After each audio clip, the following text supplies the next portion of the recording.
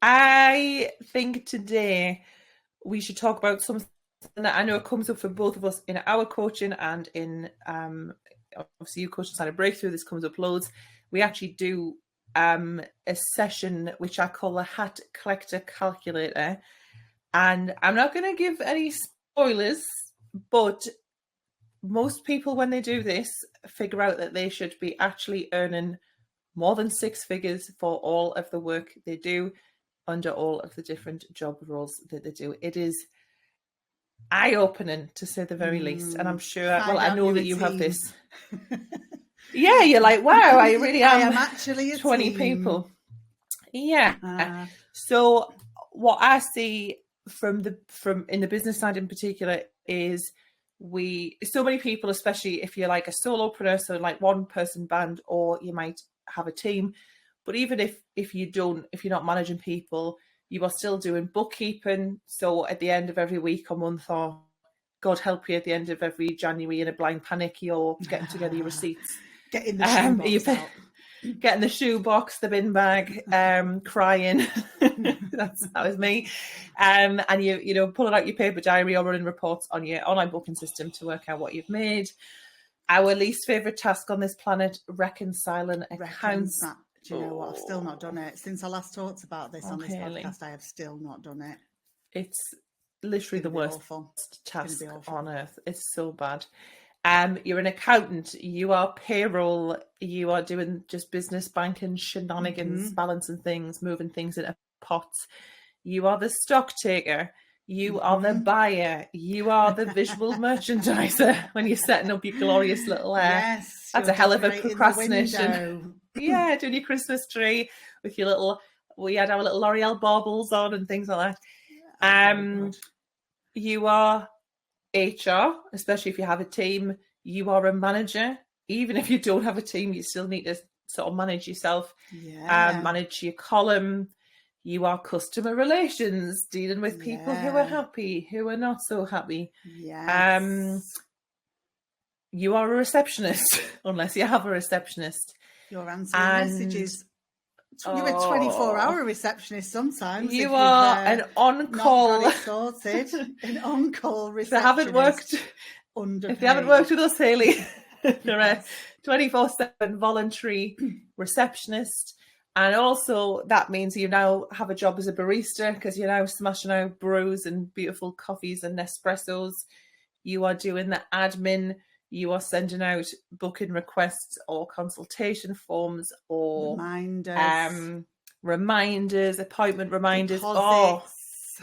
I've just thought of another one. You're an unpaid debt collector when you're not taking deposits, and then naughty Sally says, I'll pay you. I've not got my card with us. I don't have online banking. I promise I'll pay you tonight. And then you become the big boy. It's the debt collector. Chasing. You're still working, Hayley. I've got more for you. You are a content creator. You are a videographer. An influencer. You are a Canva aficionado. You are a graphic designer. A branding expert. You are a marketer. You are a copywriter. You then manage that whole social media world, emails if you do that sort of stuff as well. Oh, I'm getting tired of you. I'm knackered. And then you do the laundry, the never-ending washing of towels.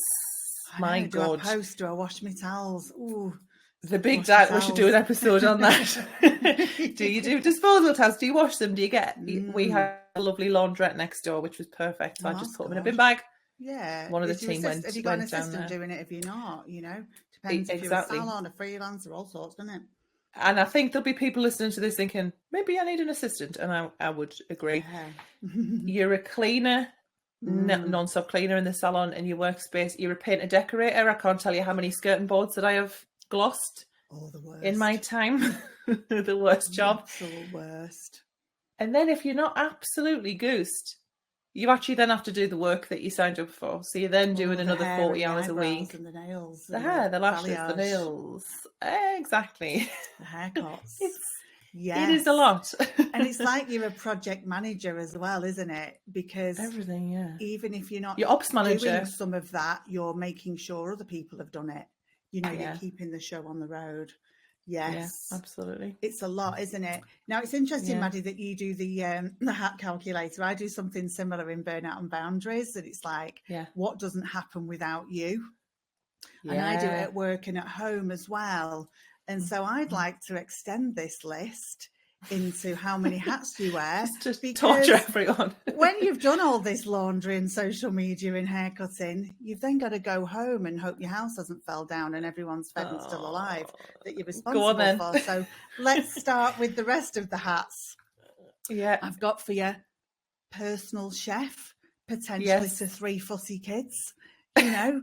Different meals for everyone, who knows? Yeah. Meal prep, maybe you're making lunches for people, bringing lunches for yourself. Yeah. I mean, who puts the food in the fridge? This is my worst thing. I want someone to put food in my fridge. Like, sort your cupboards out. Could someone just put food in my fridge and make it into a buffet that I could just pick at? That'd be my heaven. But yeah, you know, who writes the shopping list? Who buys the food? Who puts it in the fridge? And who makes it for people? Who's washing it up? Yeah. That's a lot of stuff there. Yeah. Maybe taxi driving. I mean, most people I know, particularly if they've got kids, are taxi driving. A lot of all evenings. Weekend, all of the extracurricular stuff, kids' birthdays, picking up from football, taxi driving, housekeeper. Cleaning the house, you know, are you cleaning your own house? Are you buying the insurance for the house? Like housekeeping, so I mean, we're obsessed with all of that, aren't we, Maddie? Household manager. This is your favourite new thing, isn't it? I'm obsessed with household managers. Is that your next hire?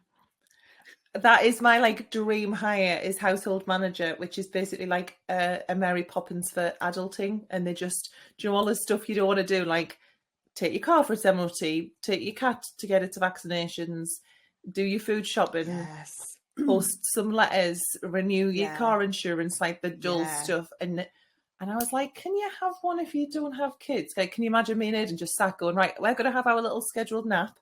If you don't mind just doing all my it's not errands. We'll but you know what? As a job, we don't have a nap. Yeah, like if as a job, I'd love to do it for someone else.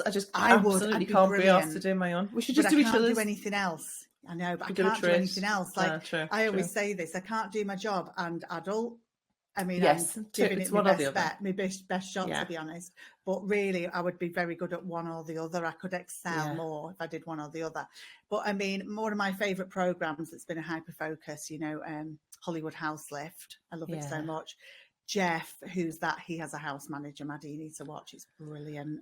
He has literally people doing everything for him. He's living his best life. Anyway, let's carry on. Yeah. How about back to the jobs? Or back to the jobs that you're doing, the exhausting list. Are you an events organizer at home? Who organizes the party holidays? planner? Who organises the kids' parties, buys the goodie bags? Who decides Christmas where you're going at the weekend? Who liaises with your friends when you're meeting up? Who's doing that? I bet it's one person in the house as well. It's always one, isn't it? It's always the extrovert. Yeah. Or the one with ADHD. It's not the introverts. They're like, oh, do I have to go? And the other one's dragging them out of the house. But, you know, there's all that stuff, you know, who's organising the fun? Childcare, you know, parenting, really, we're going to call it. But, you know, childcare. You got to do it. You know, there's all the stuff that goes along with that. You know, just all the stuff that goes along with that. And maybe you're doing it solo sometimes when your partner's out, or maybe you just solo all the time with that. You know, this is a massive job. How about mediator as a role? I think, you know, I think someone often picks up the emotional labour in a house. And so the emotional labour is kind of the solving arguments between people in the house. So other parents and kids, partners and their parents. You know, it's just the mediator, the peacekeeper. And that takes a lot of emotional labour. And I find that often falls to one person in the house. Yeah, definitely. Maybe I notice a lot of people, particularly as they get older, start to take on more of a caring role in their family. You know, as parents get older, you can become a bit more of a carer. Some people are becoming actual carers. But that responsibility, there's that age, I find, somewhere in middle age where you can have kids that need stuff and parents that start needing stuff, and that becomes responsibility goes through the roof. And I find that's when a lot of people really start to burn out. Yeah. Have you got pets you've got to keep alive? Have you got dogs sat at the door with the lead in the mouth going, come on, it's been days, Please, Mum. please. And then if you're lucky, maybe you're a socialite. Maybe you get might to leave your just get to house see and people. maybe you have a good time once in a blue moon. Maybe if you've got any energy left, you're going to the pub or to a garden centre or any of that sort of stuff. I love a garden centre, by the way. God, I do. I love a garden A centre. little slice of cake at the garden centre. Beautiful. Middle-aged club. Yeah, I just think there's a lot to keep your house going. And I think sometimes we're talking about burning out and how many hats do you wear, and we really focus on work, and home becomes this if I've got any energy left, that gets done. It becomes this secondary thing, you know. Yeah. I don't know about you, Hayley. I feel like I'm ready for me afternoon nap, just literally listening to all of those tasks. I know. So I bet what if you're can we listening do? to this Obviously, podcast, you're thinking, oh God, this is even me more. out. I'm knackered. This is a lot. Yeah. It is. So let's not end here. Let's not be like, there you go. Sucks to be everyone. What can we do? Obviously, you have loads of people like knocking your door down because they're burnt out, they're knackered. You're having these conversations, you know, realizing not only are they doing everything at work, but they're also doing a lot of stuff at home, like you say, the emotional labor and the adulting. So what can people do if they're feeling like they're wearing the millions of hats? Yeah. Especially at home. What I discover that's really interesting is that when I'm coaching hairdressers who come to me saying, I'm really burnt out, work's really hard, when we delve a little bit deeper, what we discover is the source of the burnout is actually home life. That's so interesting, isn't it? Because I bet they swear blind that I've got too much work if I can just get quiet at work. Yeah, for loads of reasons, actually, which is really interesting because work can feel easier to solve because it's hard when you realize that work's the source of your burnout. There's going to be much more emotion connected to sorting that out. And you mean home? Sorry, home. When home's the sort. When home's the much source, more emotional. Yeah, it's much more emotional, and people will really avoid that and be like, but if I could just sort work out, it would be better. And also, actually, sometimes aren't even clear that that's the problem. You know, our brain's brilliant at avoiding things that are difficult. And so people get really focused on trying to fix the business. And sometimes I speak to people and their business is actually run fine. The trouble is they're not bringing enough energy to their business because they're spending so much at home. And that's all sorts of reasons. Life changes over the years, and what was fine 10 years ago isn't fine now. Responsibilities grow. And so I sort of talk to people about this, you know, particularly if we're talking about home life responsibilities. Does it have to be you? Is what I always say. Does this have to be you? Can somebody else do this? Can you outsource it? Do you need to be cleaning your own house? You know, I know. Can your partner do the food shopping? Can you just do a list between you and press the button once a week? You know, does it matter? Like sometimes people are putting a lot of energy into doing things that I just think, as life is at the moment, I just put that down. This doesn't matter. You know, there's all sorts of things that we're doing that we're doing them because we're in this habit. We've been doing them for a long time, but there can just be things at home that you can just be like, just stretch that out.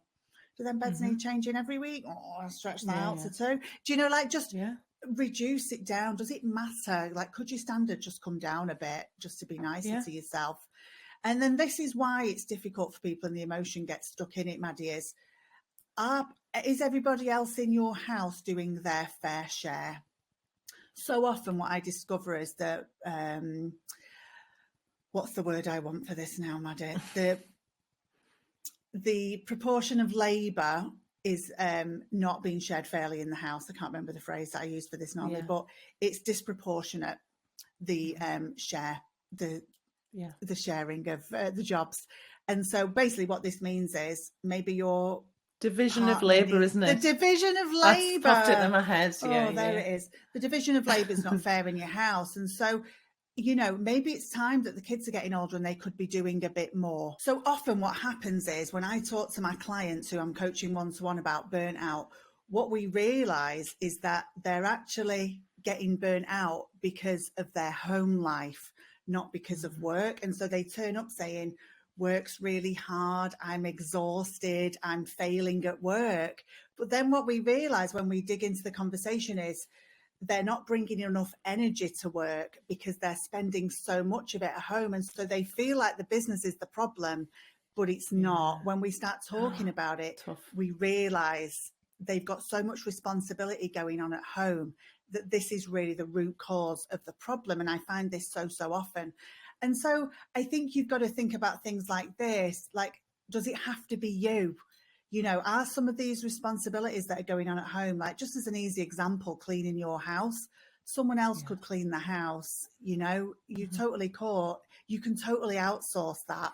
It doesn't have to be you. And what I find sometimes is people can be a bit control freaky and no one will do it as well as me, and they're holding on to everything so tightly. But you know, you just think, how long can you keep going with that? So I say to people, like, what doesn't have to be you? What can you outsource? And also, like, does it matter?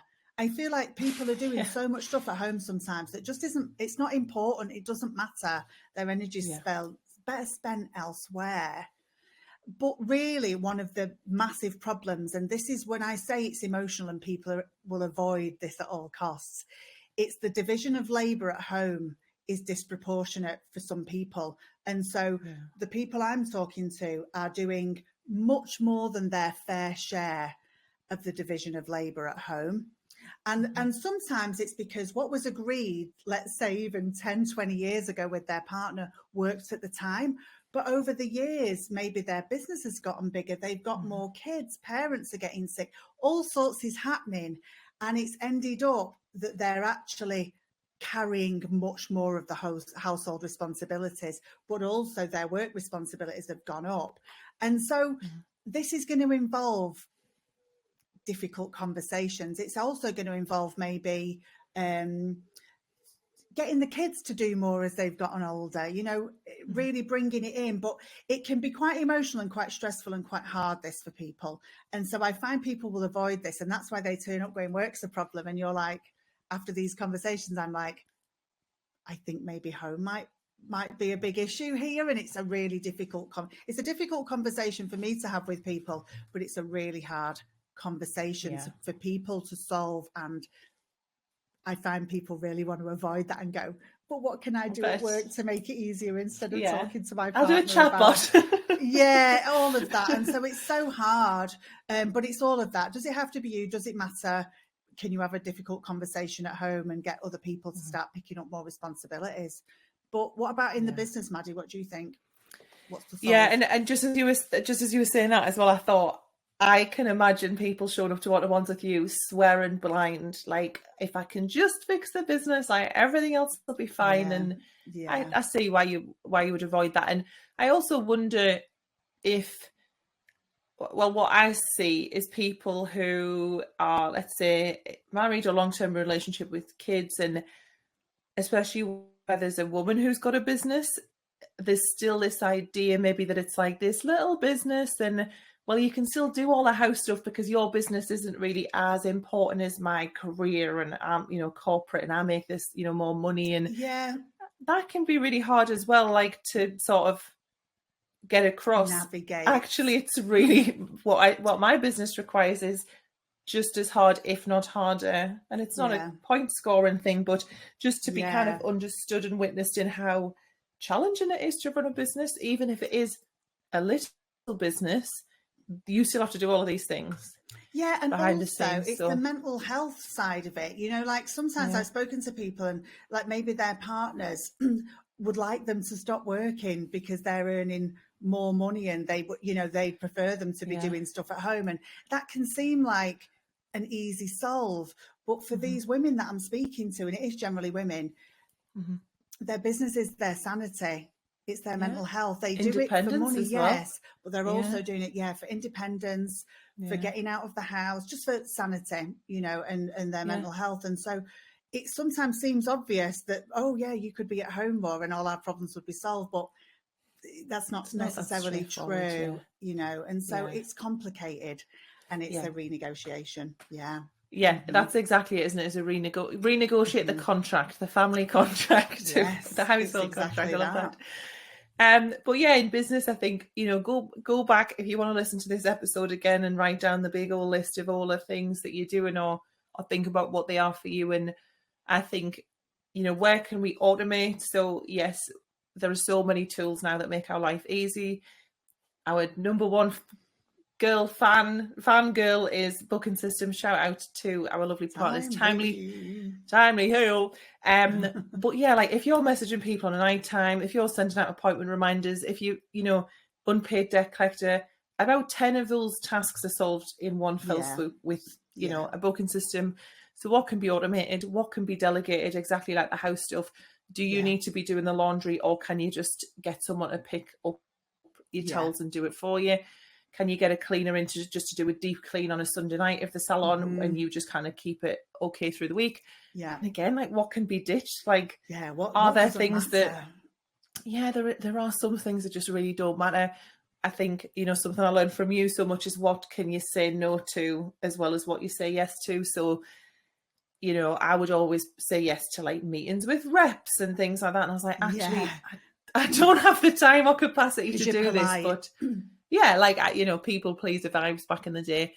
And when you said about people, having this thing of being a control freak at home, I see this so much in the business as well. This like, I'm a control freak. And what I'd ask you, if that's what you self-identify as, do you actually feel in control?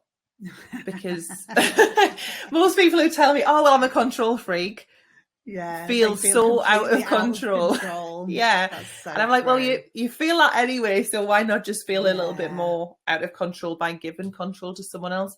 So true, Maddie. It's so funny that I'm thinking back to a time in my life where I was very control freaky. I had 4 paper diaries on the go at one point. I had 4 paper diaries. Can you even imagine? 4 paper diaries. I was running a dance troupe. It was I said you a dancer. I was a dancer. It was absolutely crackers. And I was a control freak with my 4 paper diaries for my, one was for one was for my college thing, one was for my therapy practice, one was for the bits of hair I was still doing, and one was for the dance thing. And I just think, and I'm laughing because I felt completely out of control. And when I look back on that time in my life, I think I look unwell, like manically out of control, unwell. Carrying your 4 diaries in your arm, like scrapping through bits of paper. I was thriving on chaos and control, and it was awful. I wish you'd have said to me at that time, did you feel in control? No. That's the question. Throwing all my diaries on the floor. This is it. Like, it always makes me laugh when people say I'm a control freak. Because it's, how's that panning out? That's why I was how's that working for you? And I think as well, once you've got to that point where you've got rid of as many things, you've had those hard conversations, you've renegotiated the family contract, renegotiated the business, who's doing what. Think about your income as well. So when you've got it to the jobs of like, okay, these are the ones that I'm going to keep, or that, like you say, these absolutely require me. Think about your income as well, and does what you are getting paid fairly reflect the work that you're putting in? Because I see so much resentment, and I know we kind of ping people back and forth between working out the numbers and doing the kind of burnout stuff with you and those hard conversations. But I see this big cycle of like resentment in the business, which then, falls into resentment at home, when actually charging properly and getting paid fairly for what you were doing would alleviate loads of those feelings of resentment. We're not going to go home and start worrying about bills and moving credit card balances, and are we in, we're not going to lose our shit because little Timmy wants to buy some new PE shorts or whatever, because we've all, factored that in. Shameless plug, Bossy Profits pricing calculator. We'll put the link in the show notes of that, and then go and see Hayley as well. I mean, when I run Burnout and Boundaries, there's a section where I literally say to everyone, if you've not done your numbers, you're not going to move forward, because you will use money as your excuse constantly for why you can't do things. And so it is. This is so the just thing remove that excuse, back, don't we? Yeah. That's why we make a good little dream team. It's so true. It's so true. I think also what I might want to add to that, Maddie, is, I do think that you've got to reflect, does your money reflect the work you're putting in? But I do think there's a little case on the side of that for, is it making you happy as well? Yeah. Do you know what I mean? Definitely. Because I think sometimes people are not making a fortune, but their business is running okay. But some people are in the sanity business. They're doing it for freedom and sanity, and not always because the family needs the money. And I just think there is a case for, is it making you happy, and is it reducing stress in a different area? If money is not the big priority in your household, I want you breaking even, and at the very minimum, we don't want to be like and all of that. It's not an expensive hobby, but I also think there's that case, isn't there, for these women that I speak to who they want to work and they don't need to. I'm doing inverted commas if you're listening. I know what you mean. They don't necessarily need to. The family doesn't need the money, but they really want to. Yeah. And on the complete flip side of that as well, I've worked with people in Breakthrough, because they're fully booked, where literally one of my coaching clients in there said, I do not I'm making more money than I've ever made before, and she was like, I don't even care about it, because I am so miserable because of how overworked I feel and how burnt out I am. And it's like there's a point as well where the money doesn't solve. And I certainly don't want anyone to think, the money's going to solve this. Like, it has to be both things. Yeah. It has to be lifestyle. I'm okay financially, whatever that looks like. So if that is just enough, if there's other household income, that's brilliant. If you do want to make a bunch, absolutely cool as well. But it has to not be at the cost of your sanity, exactly as you say. Yeah. And what matters to you in your life. Yeah.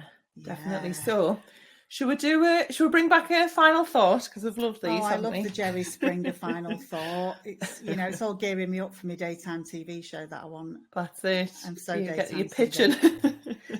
Yeah, if Granada are listening. My final thought is this: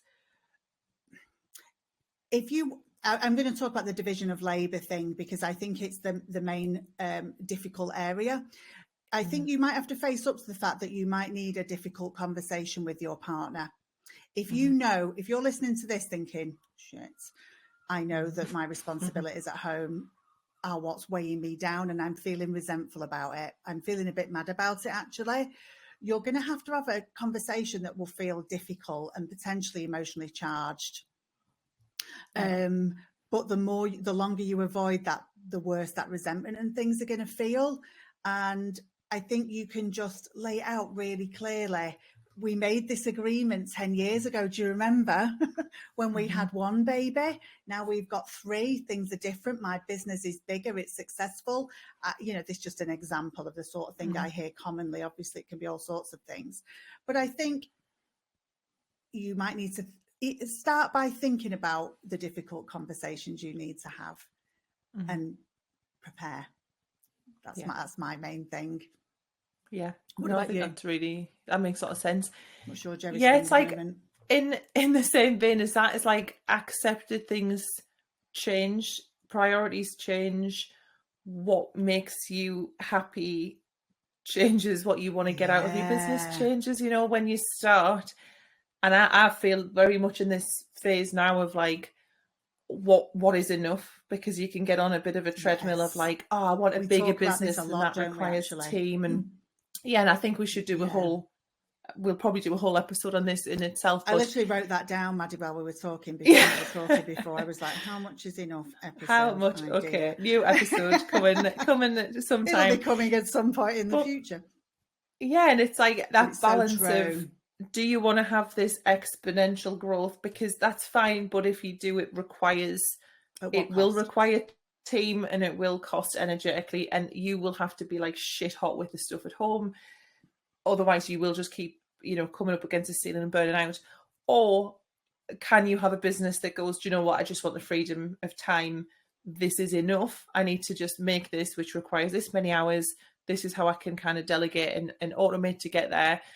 And then have free up my time to do the social stuff, to do the stuff with your family, or, whatever those priorities or things are that you want to do outside of work. So yeah, just be like we talked about this on the episode about changing your mind. Like, let yourself change your mind and reassess your priorities, have those different conversations, and It's even just book really them in. I know, smart too. Like, I know people who have like definitely meetings at smart. home, like Yeah, every I do. quarter, and they're like, Yeah. what do you expect of me? What can I Yeah. expect of you? Who's responsible for Yes. what? We would do it in a Mhm. business with a Yeah. team. So why do people not do that at home? I think that makes sense. I've encouraged clients I coach to have weekly or monthly meetings with their partner about just about the running of the house, who's doing what, who's picking up, and for some people on a week by week basis is good. Like, have a glass of wine together on a Sunday night and just Look at the make calendar. sure you're on the same page for the week. Yeah, And I that's think such a good idea. it's really good for removing resentment when you can see what the other's doing, because a lot of people can be sat there feeling they're doing everything and not noticing what their partner is doing. And so I think these conversations are brilliant. I mean, I learn all this stuff from my best mate, who's a relationship therapist. I get all my top tips about that stuff from her. That's what she's doing all the time. And she's encouraging people to be having meetings, basically. She calls it something else, but, and really checking in on each other a lot. It makes sense, because then stuff doesn't fester and get much worse, and you can, like you say, you can see and agree what other people are doing. I think it's easy to negotiate. Like, if you say, oh, can you pick the kids up on Thursday? And they say, oh, I can't because I'm taking the car to the garage. That's fine. You don't want to be left on Thursday going, oh my God, what's happening? And, it feeling like chaos. You can just kind of objectively in advance go, okay, let's just both, if there's two of you, obviously, or, depending on your family, how does that work out? So a bit of organisation and communication doesn't go amiss, I think. And see if there's any of these hats that you're wearing that you can take off and throw away. Put them in the bin. Away. Give them a charity. Bin them or give them someone else. Yeah, exactly that. We're doing a hat clear out, guys. Yes. Wonderful. I've really enjoyed chatting about this with you, as always. It's making me think about my life. Focus. I'm like, I know. Have some meetings. Let's have a meeting. Hyper focus. Yeah, I've got one. It's crackers. Prepare yourself for this one, Maddie. I'm excited. I've become obsessed with a certain sort of lettuce. Now, I know this is absolute madness. This is like peak. With how many episodes did it take for us to get to this? I don't know. I mean, we're cracking up towards a year now, aren't we? And so it's gone mad now. The real me's really coming out here. It's summer. I want some salad on the side of my chips, and I just think some lettuces are so much more superior to others, and I feel that you might have an opinion on this once I start talking. But I've become obsessed with round head lettuce. Do you know which one the round head lettuce is? Sometimes it's called a butterhead. Right, okay. I've got to say, I'm not like au fait with the world of lettuce. I just know that I don't like a little soggy, wrinkly brown around the edges. I mean, minging and like I'd rather iceberg. not have anything. What's the point? Yeah. But I'm not a fan of bags of salad. I don't love it. But recently, when I was having, an obsession moment and Googling food on Pinterest and putting it on my board and stuff, I came across this salad thing, and it's this salad thing, like, it's so rare to me. It is a bit. And it was like a round head lettuce with this dressing. It was so simple, and I thought, I've seen this in posh restaurants, and it is. And I thought the round head lettuce is superior. Now, they don't sell it in Aldi. They don't sell it in Tesco. And I was feeling furious about this and getting a bit resentful, because as I'm wanting to start eating a bit more salad because it's summer, I'm just faced with the romaine in the supermarket or the little gem.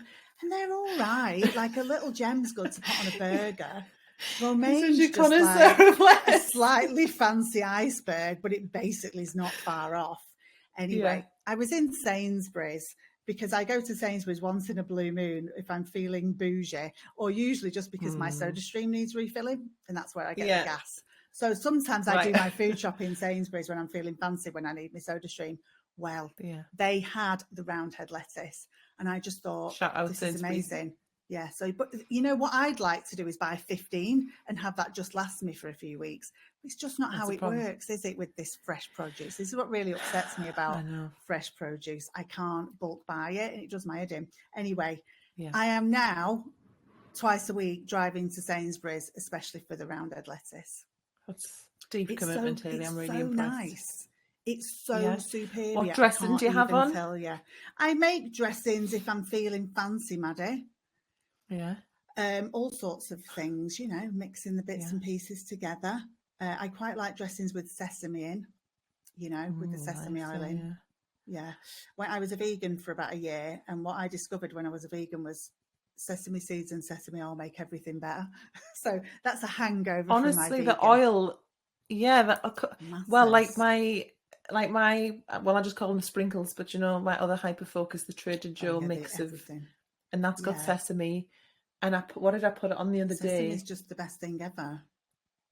It's got like garlic, sesame seeds, all this stuff, and I just put it on everything. I normally put it on scrambled eggs. It's amazing. But there was something else that I put it on the other day.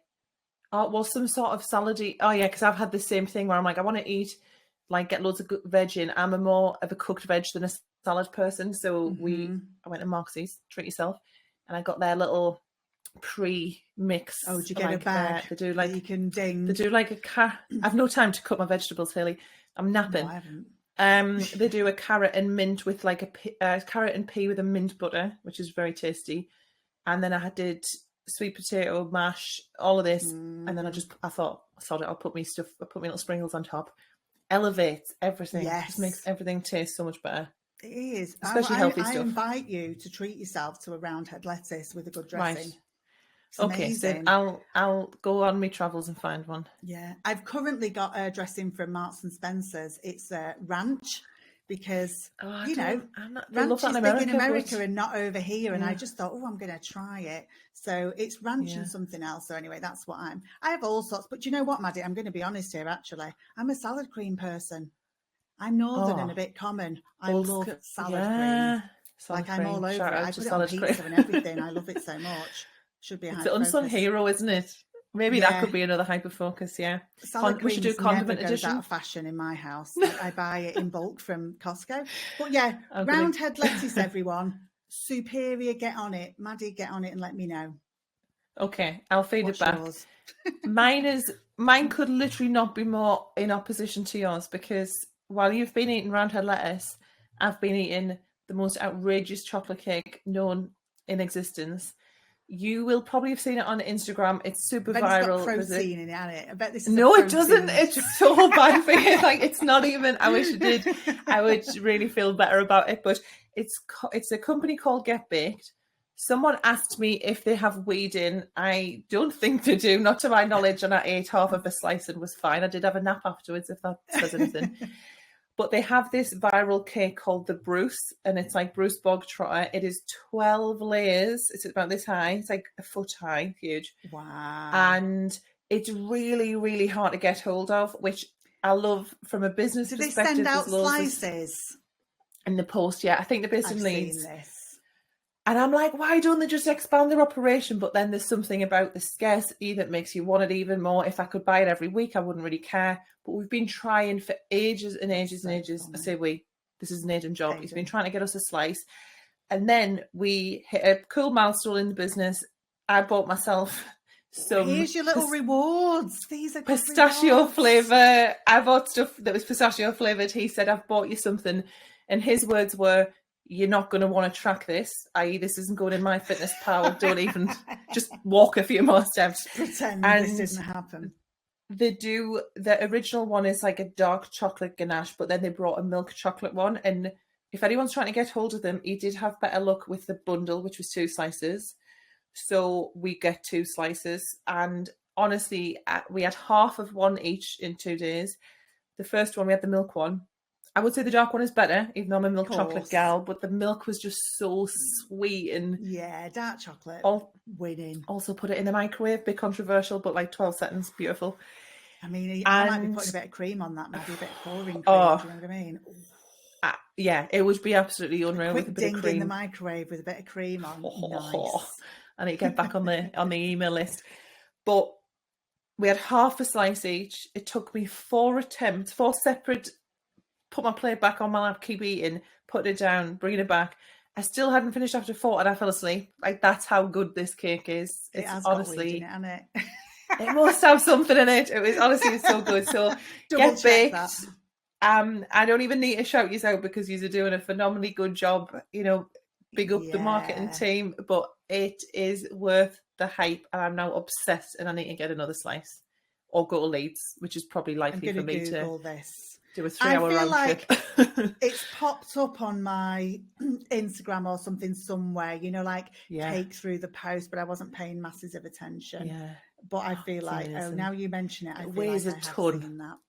Proper weighty. Yeah, it's delicious. Yeah. Oh, I'm going to go and try and get another slice. If anyone gets one, will you tag me in it so I can see? I want to see it again. Yeah, the hyper-focus is this week from the sublime to the ridiculous, basically. Yeah, lettuce and chocolate cake. Lettuce and cake. Enjoy, balance, folks. baby. Well, as always a pleasure, never a chore, Jeppo. And Lovely I will see to chat with you, Maddie. I'll see you next week. Pal. All right, bye. Bye. Thanks for watching. If you enjoyed this episode, please like and subscribe, and don't forget to leave your thoughts in the comments. Please support those who support us and check out Timely, who we recommend as our favourite booking system for you. New customers can get 50% off their first 3 months with a code COFFEE50.